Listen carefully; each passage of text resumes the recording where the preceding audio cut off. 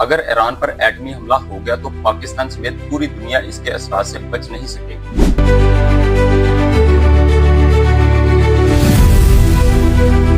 अस्सलाम वालेकुम नाज़रीन, मैं हूं अलवीद। दुनिया इस वक्त एक खतरनाक मोड़ पर खड़ी है। ईरान, अमेरिका और इसराइल के दरमियान बढ़ती हुई कशीदगी ने पूरी दुनिया को खौफ में मुब्तला कर दिया है। माहिरीन खबरदार कर रहे हैं, अगर ये जंग मजीद बढ़ी तो मामला सिर्फ मिसाइलों तक महदूद नहीं रहेगा, बल्कि एटमी हथियार तक भी पहुंच सकता है। और इसी दौरान एक और तशवीशनाक खबर सामने आई है कि अमेरिका के वो खुसूसी त्यारे फिजा में देखे गए हैं जो आम हालात में नहीं उड़ते। ये वो त्यारे हैं जो खास तौर पर एटमी जंग के बाद कमांड संभालते हैं, और ये त्यारे कई घंटों तक फिजा में रह सकते हैं और जमीन पर तबाही के बावजूद फौजी राब्ता बरकरार रख सकते हैं। कुछ माहिरीन इसे एक खतरनाक इशारा करार दे रहे हैं। ईरान और अमेरिका की दुश्मनी की असल वजह क्या है? ईरान और अमेरिका की दुश्मनी कोई नई बात नहीं, ये कशीदगी तकरीबन 40 साल से जारी है।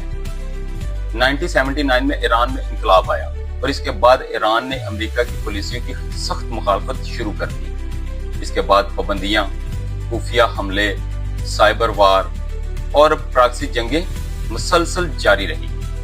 अब सूरत हाल यहाँ तक पहुंच चुकी है कि मशरिक़ वस्ता में हर नई कशीदगी के पीछे यही ताकतें नजर आती हैं। अगर एटमी जंग शुरू हो गई तो क्या होगा? अगर खुदा न खास्ता एटमी हथियार इस्तेमाल हो गए तो ये सिर्फ एक शहर या एक मुल्क की तबाही नहीं होगी। माहिरीन कहते हैं कि एटमी जंग के बाद जहरीली गर्द आसमान पर फैल जाती है और सूरज की रोशनी कम हो जाती है, मौसम तब्दील हो सकता है और पूरी दुनिया का दर्जा हरारत पर असर पड़ सकता है।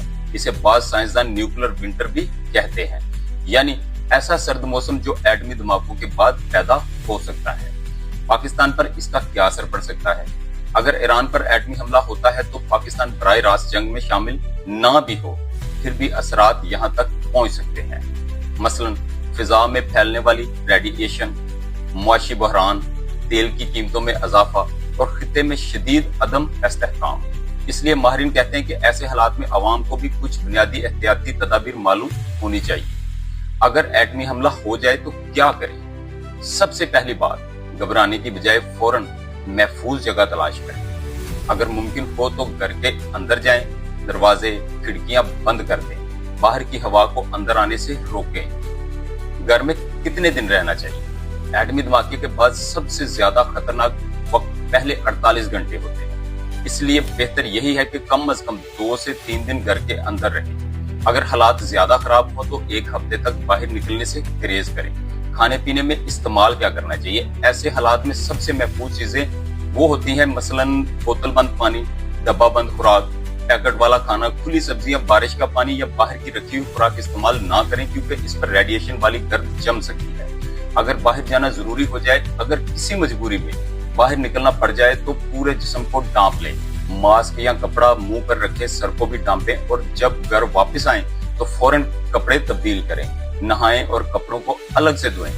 ये दुनिया के लिए सबसे बड़ा खतरा है। एटमी जंग में कोई जीत नहीं सकता।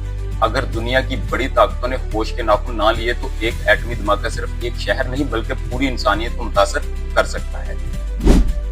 याद रखें, जंगें हमेशा सियासतदान शुरू करते हैं, लेकिन इनकी कीमत आम लोग अदा करते हैं। अगर खुदा न ख्वास्ता एटमी जंग शुरू हो गई तो इस जमीन पर शायद कोई भी महफूज नहीं रहेगा। मिलते हैं अगली वीडियो में, तब तक के लिए अल्लाह हाफिज। पाकिस्तान जिंदाबाद।